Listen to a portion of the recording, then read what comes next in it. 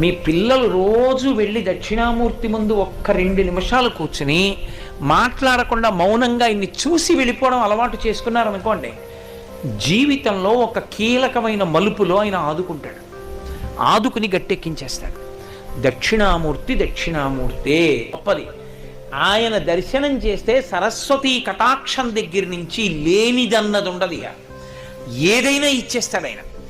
అంతటి పరబ్రహ్మం మీకేమి ఇవ్వలేదండి. ఇంకా లౌకికమైన కోర్కెల దగ్గర నుంచి మోక్షం వరకు ఇవ్వగలడు. కరతలామలకము, చేతిలో ఉసిరికై.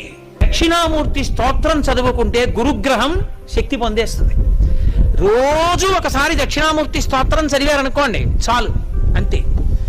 ఆడవనివ్వండి, మగనివ్వండి, పిల్లలవనివ్వండి, ప్రయోజకులు అవుతారు, చక్కగా ఉంటారు. ఏమి పెద్ద ఇబ్బంది పడిపోయి భయంకరమైన స్థితిలోకి వెళ్ళిపోకుండా కాపాడుతుంది దక్షిణామూర్తి స్తోత్రం.